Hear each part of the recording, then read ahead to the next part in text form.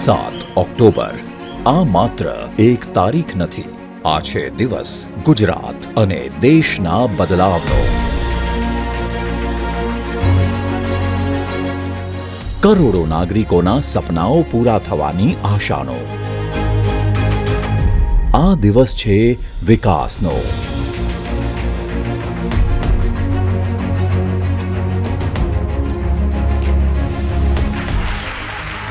October 2001.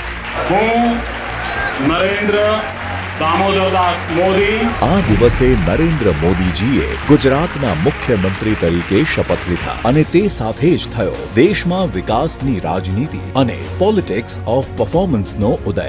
તેમણે લોકોના પ્રાણ પ્રશ્નો અને સમસ્યાઓના સમાધાન માટે ટેકનોલોજીનો ઉપયોગ કરીને સ્વાગત ઓનલાઈન, ઈ ગ્રામ વિશ્વગ્રામ અને ડિજિટલ ગવર્નન્સની શરૂઆત કરાવી. નરેન્દ્ર મોદીજીએ ગુજરાતનું સેવા દાયિત્વ સંભાળ્યું તે પહેલા ગુજરાત વાવાઝોડું, ભૂકંપ જેવી કુદરતી આપત્તિઓનો માર વેઠી ચૂક્યું હતું.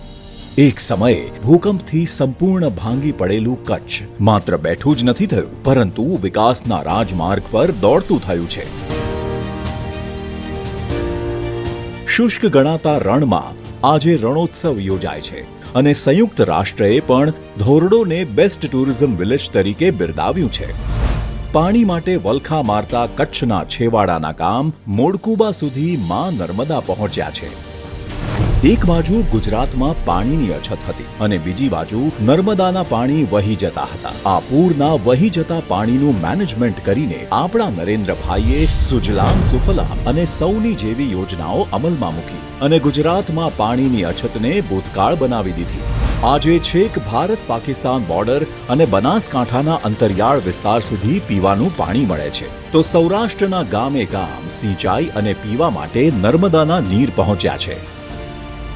વીજળી વાળું ટાણે મળે તેટલું જ લોકો માંગતા નરેન્દ્રભાઈએ જ્યોતિ ગ્રામથી 24 કલાક વીજળી આપી છે. હવે તો ઘરે ઘરે સોલાર રૂફટોપ લાગે છે અને વધારાની વીજળી વેચીને લોકો કમાતા થયા છે. એક સમયે માત્ર વરસાદ પર આધાર રાખતા ખેડૂતો હવે સિંચાઈથી વધુ એક પાક લેતા થયા છે.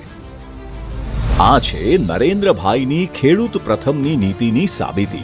નરેન્દ્રભાઈએ શરૂ કરાવેલા કૃષિ મહોત્સવથી ખેડૂતોએ નવી ટેકનોલોજી, નવી પદ્ધતિઓ શીખીને ગુજરાતના કૃષિ વિકાસને વેગ આપ્યો. પાણી અને ઘાસના અભાવમાં પશુધન નષ્ટ થતું હતું. તે જ પશુધનની સાર સંભાળ કરી દૂધ વેચીને ગુજરાતના પશુપાલકો સમૃદ્ધ થઈ રહ્યા છે. અનેક વિકટ સામાજિક પરિસ્થિતિઓને કારણે દીકરીઓ અધવચ્ચે ભણવાનું છોડી દેતી હતી. ગુજરાતમાં શાળા છોડવાનું પ્રમાણ ખૂબ વધારે હતું. મોદીજી ગામે ગામ ગયા અને લોકોને દીકરીઓને ભણાવવા માટે પ્રોત્સાહિત અને ઉત્સાહિત કર્યા. શાળા પ્રવેશોત્સવ થકી મોદીજીએ કન્યા કેળવણી માટેનું અભિયાન છેડ્યું અને પરિણામે આજે દીકરીઓનો ડ્રોપ આઉટ દર નહિવત રહી જવા પામ્યો છે. અંબાજીથી ઉમરગામ સુધીની આ આપણી આદિવાસી પટ્ટીમાં સિંચાઈ, પીવાના પાણી, બારમાસી સડક, વીજળી, દવાખાને કે ભણવા વિજ્ઞાન પ્રવાહની શાળાનો અભાવ હતો. આપણા નરેન્દ્રભાઈએ વનબંધુ કલ્યાણ યોજના શરૂ કરી. ગુજરાતની પૂર્વ પટ્ટીની કાયાપલટ થઈ. સિંચાઈ માટે ખાસ ઉર્ધ્વ વહન પદ્ધતિથી પાણી પહોંચાડ્યું. એસ્ટોલ પ્રોજેક્ટ જોઈ લો. 200 માળ જેટલું પાણી ઊંચે લઈને આદિવાસી વિસ્તારમાં પાણીની સમસ્યાનું સમાધાન લાવ્યા આપણા નરેન્દ્રભાઈ. જ્યાં વિજ્ઞાન પ્રવાહની શાળાઓ પણ જોવા મળતી ન હતી તે વિસ્તારમાં મેડિકલ કોલેજ, એન્જિનિયરિંગ કોલેજ અને યુનિવર્સિટીઝની શરૂઆત થઈ. બારમાસી રસ્તા, વીજળીની સુવિધાઓ અને ઉત્તમ આરોગ્ય સેવાઓ મળતી થઈ. હવે ગુજરાતનો આદિવાસી યુવાન પણ ભણીને ડોક્ટર, એન્જિનિયર બનતો થયો. એક સમયે કહેવાતું કે ગુજરાતી છોકરાઓ ઓલિમ્પિક સુધી ન પહોંચી શકે. નરેન્દ્રભાઈએ ખેલ મહાકુંભ શરૂ કર્યો અને ગુજરાતમાં સ્પોર્ટ્સ કલ્ચર વિકસ્યું. આજે ગુજરાત 2036ના ઓલિમ્પિકની યજમાનીની તૈયારી કરી રહ્યું છે. એક સમયે જ્યાં વિદેશી મૂડીરોકાણ ઘણું ઓછું આવતું, ત્યાં આજે ફોર્ચ્યુન 500માંથી 100 જેટલી કંપનીઓ કામ કરી રહી છે. નરેન્દ્ર દામોદરદાસ મોદી. તેમના પ્રધાનમંત્રી બન્યા બાદ ગુજરાતની પ્રગતિને તેજ ગતિ મળી. મોદીજીએ 17 જ દિવસમાં નર્મદા બંધ પર દરવાજાને મંજૂરી આપીને પૂર્ણ ઊંચાઈ સુધી પહોંચાડવાનો સંકલ્પ પૂર્ણ કર્યો. આજે નરેન્દ્ર મોદીજીના વિઝનરી નેતૃત્વના કારણે કેન્દ્ર સરકારના સહયોગથી ગુજરાતમાં દ્વારકામાં સુદર્શન સેતુ, દાહોદ ખાતે railway engine factory, Taranga Ambaji rail line, PCPIR, gift city ખાતે આંતરરાષ્ટ્રીય બેંકો, લોથલ ખાતે museum, Bhavnagar greenfield port, Surat અને Rajkot airport, Rajkot AIIMS, semiconductor plants જેવા અનેક ઇનોવેટિવ પ્રોજેક્ટ્સ કાર્યરત થયા છે.